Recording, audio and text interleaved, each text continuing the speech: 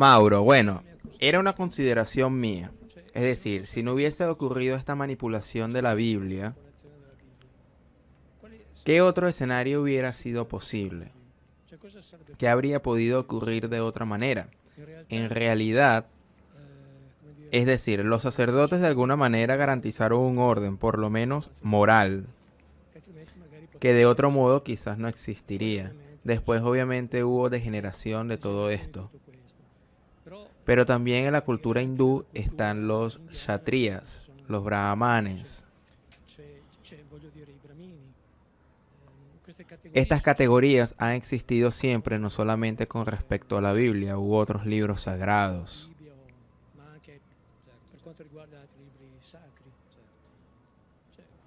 Bueno, en mi opinión hay que distinguir entre la religión como portadora de la verdad y la religión como instrumento que realiza una función social específica. Porque más allá de todo el mal que produjeron las religiones y todavía producen, obviamente las religiones no son casuales y han desarrollado una función social específica, en mi opinión planificada, en mi opinión cuidadosamente programada por, digamos así, individuos que sabían bien lo que hacían. Tanto es así que el gran discurso del desarrollo de las religiones apareció extrañamente, diría que casi al mismo tiempo en todas las grandes civilizaciones del planeta Tierra. Y estamos alrededor del siglo V a.C., cuando en lo que respecta a la Biblia, y esto lo escriben los biblistas, digamos del Vaticano, para simplificar, lo escriben con absoluta tranquilidad, escriben que mientras antes en la Biblia encontrar un ejemplo espiritual es casi imposible, desde aquel momento en adelante se empezó una lectura diferente. Al mismo tiempo en India tiene su propio gran desarrollo budismo, hinduismo, jainismo. El jainismo aquí en Occidente se conoce poco porque digamos que no gusta mucho. Tiene un sistema de reencarnaciones que se parece al hinduista, pero mientras que en el hinduista hay al menos alguna posibilidad para el libre albedrío. En el sistema jainista no lo hay, por lo tanto no los importaron tanto, por así decirlo. Pero budismo, hinduismo y jainismo, aunque dicen tres cosas diferentes, aunque si después del budismo se hizo para nosotros los occidentales, lo convirtieron en una religión, algo que no es. Porque el budismo es una simple no, es decir, una compleja técnica de vida, que con la religión no tiene absolutamente nada que ver. Tanto es así que desde el punto de vista religioso hay que saber que ni siquiera habían pasado un año de que la Biblia tuvieron que convocar un concilio porque ya no estaban de acuerdo con nada de lo que Buda había dicho. Entonces, así que cuando decimos que la iglesia tomó su decisión en el concilio de Nicea y después en el edicto de Tesalónica, de Teodosio, etcétera, de Teodosio, después de 3 siglos, pero en el caso de Buda ya no estaban de acuerdo un año después sobre las cosas. Tanto es así que si uno lee el budismo, digamos así en el sánscrito, al Buda le hacen decir unas cosas. En cambio, con respecto al budismo escrito en lengua palí, que es el más antiguo, sí se dicen cosas completamente diferentes. ¿Qué habrá dicho Buda? ¿Quién diablos lo sabe? Así como el actual responsable de los jesuitas dijo, en la época de Jesús no había grabadoras, así que nunca sabremos lo que dijo. Nunca sabremos lo que dijo. Decía, en Oriente Medio este discurso, en India, en China, al mismo tiempo en Lao Tse, Confucio, es decir, y desde ese momento parece diluirse o incluso desaparecer el contacto directo con los grandes jefes. Es decir, están los intermediarios, que son los llamados sacerdotes, que a través de esta nueva visión, definámosla genéricamente espiritual, crean un sistema de control que resultó ser el más eficaz en absoluto, al menos en la historia de la humanidad conocida. Porque al menos es desde el 500 antes de Cristo que funciona, no para la iglesia comenzó 500 años después, pero son por lo menos 2500 años que funciona y funciona a lo grande. Funciona muy bien porque tiene el rebaño bien dividido en los pastos. Los rebaños son bien entrenados y educados bien. Los rebaños están convencidos de lo que hacen más o menos, pero igualmente lo hacen. Y todo se tiene bajo control. Si no hubiese existido, digamos que obviamente, o podía continuar el sistema anterior, que era el sistema permaneciendo en el ámbito bíblico, el sistema de Yahvé, haz lo que te digo o te mato, stop. No hay alternativa ahí. Sí, bueno, no nos matan directamente, pero en fin. Sí, entendí, pero me refiero. Las religiones no tienen bajo control, nos tienen bajo control, porque han sido tan inteligentes los que la han elaborado, que para entender era necesario dar al hombre la respuesta a la madre de todas las angustias, al miedo de la muerte, con la cual la religión te da una respuesta al miedo a la muerte porque el hombre quiere escuchar que no morirá. Yo no sé si después hay o no hay vida después de la muerte, no me preocupo, eso no me interesa. El hecho es que las religiones dan esa respuesta. Entre otras cosas, la dan de una manera muy inteligente, también porque dicen que tienes que tener fe y fe es creer en algo que no se puede conocer. Y debo decir que la fe es muy reconfortante porque quien tiene fe se explica muchas cosas, obviamente. Se explica el dolor, el sufrimiento, todo el mal que hay en el mundo, porque después va a un rescate posterior. ¿Dónde está la astucia? Está en el hecho de que si todo no es verdad, nunca nadie se dará cuenta. Porque una vez muerto, no podrás decir, oh, maldición, por 70 años creí que algo ahora y ahora esto no existe. No, no lo vas a hacer. Si existe, bien, nos las pillamos todos, fantástico. Y si no existe, no nos vamos a dar cuenta. Digamos que la proyectaron bien. El verdadero problema es que, en mi opinión, este sistema está caducando. Y por lo tanto, el problema real es entender que con qué los van a sustituir. Es decir, verdad, nuevos indicios de una nueva religión laica ya existen, que tiene sus dogmas. Por ejemplo, uno de los dogmas es la democracia, en el cual debemos de creer que como si fuese algo absoluto, exactamente como los dogmas de la iglesia, cuando es suficiente observar alrededor para entender que la democracia no existe, y se habla tanto de ella porque no existe, porque si existiese, no se hablaría tanto de ella. El otro dogma, por ejemplo, difundido en todo el mundo es el libre mercado, que eso tampoco existe, simplemente, o existe, no existe, pero son dogmas en los cuales debemos creer porque a través de ellos nos dicen que somos hombres libres. Porque vivís en democracia, por lo tanto debes decir lo que quieras. Mientras tanto, como decía Voltaire, yo aconsejaría, Voltaire decía, para saber quién gobierna sobre ti, simplemente encuentran quien no estás autorizado a criticar. Atención, a nuestros gobiernos los podemos criticar cuando queramos. A fin de cuentas, no son ellos quienes nos gobiernan. Os lo digo con el micrófono apagado. Entonces, ¿qué sucederá después? Porque esto ya sucedió y estamos dentro de estos recintos y nos educan. Dentro de estos recintos, en la conferencia que dice en Francia, de un ejemplo muy simple, pero dije que nací algún kilómetro más allá con respecto a vosotros. Fui educado y entrenado a sentir ciertas emociones cuando veo ondear el trozo de tela blanco, rojo y verde.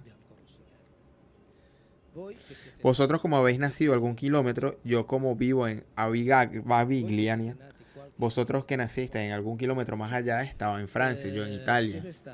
Os educaron a sentir exactamente la misma emoción cuando veis ondear el trozo de blanco, rojo y azul de tela. Pero nuestro ADN es igual. Si el vientre que me ha traído, en lugar de dejarme salir allá, me hubiese sido traído 20 kilómetros más acá, yo ahora con mi propio ADN sentiría la misma emoción por el mismo tela, con la tela blanca, roja y azul, y del blanco, rojo y verde no me importaría nada. ¿Esto qué es? Adiestramiento. En el momento en que naces se te dice, tú eres italiano. Pero tú cuando naces no eres nada. Tú tienes otro idioma, tienes esta historia, tienes estas costumbres, tienes estas tradiciones. Debes respetar estos valores. Si naces después de una línea que sobre la tierra no existe, te dicen, eres francés. Tú tienes este idioma y esto es así. No nacemos ni italianos, ni franceses, ni nada. Somos animalitos, somos parte. Somos parte también de la cadena alimentaria. Y alguien más o menos inconsciente nos hace creer que estamos en la cima de la cadena alimentaria. Estamos dentro de la cadena alimentaria como alimento. Porque si no nos defendemos, cuando Dios nos hizo, debería pedir disculpas. Es decir, sí, hice esta cadena alimentaria, que entre otras cosas es algo que de una monstruosidad increíble, porque millones sin contar a los seres humanos, millones de individuos para vivir tienen que producir atroces sufrimientos y muerte a millones de otros individuos. Un Dios omnipotente basta que hiciese seres que meten un dedo en la tierra y saquen la energía. Y no habría necesidad de hacer nada más. Sin embargo, no, se ve un poquito les gusta ver al león que corre tras la gacela, ver si la caza, ver si la caza, si tiene miedo, etcétera, etcétera, etcétera. Pero nosotros estamos dentro de esta cadena alimentaria. Si agarramos un bebé nuestro y lo ponemos en el suelo, las hormigas se los comen vivo. No porque sea un humano se le respeta, es que lo van a comer vivo. O llega el azor, lo agarra y se lo lleva al nido y se lo come vivo. Estamos dentro de la cadena alimentaria como todos los demás animales. No hay ninguna diferencia. No hay ninguna diferencia y son observaciones banales. No se necesita ser sabio, es suficiente con mirar alrededor. Entonces, lo que ha sido y lo que ha funcionado, y en mi opinión el verdadero problema es lo que vendrá después, porque tengo algún temor sobre lo que vendrá después. En fin, eso yo no lo sé. La información que acabas de escuchar es difícil de asimilar, porque estamos tan acostumbrados a recibir solamente un tipo de información, la religiosa sobre todo, viniendo del cristianismo o incluso del judaísmo. La idea de compartir todos estos contenidos no es hacer una contracorriente o armar una nueva religión o crear un nuevo dogma de fe. La idea es recuperar el criterio propio, recuperar la capacidad de analizar qué es lo que nos están diciendo. ¿Realmente eso que nos están diciendo es cierto? ¿Hasta qué punto? ¿De dónde sale el origen de todas esas escrituras o de todas esas enseñanzas que se dan como una verdad sin cuestionarla?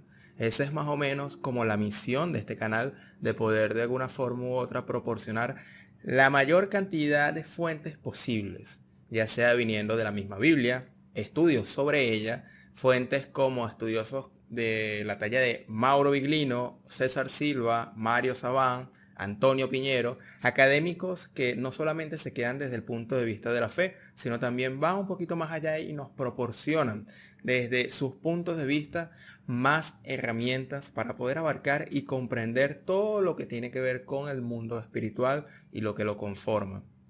Es por ello que no solamente me quiero encargar en este canal de la parte literal, como ya hemos visto con Mauro Biglino, sino también hay otra vertiente que es el cuarto nivel de interpretación, que sería el SOT, el secreto, que sería la parte más reflexiva, la parte más interna, cómo ese texto se puede introducir en nuestra propia vida para que sea replicado en acciones, se materialice en hechos propios y no solamente quede en un mero análisis mental de lo que es y de lo que no es, sino que realmente ese texto que nos proporciona a nivel espiritual.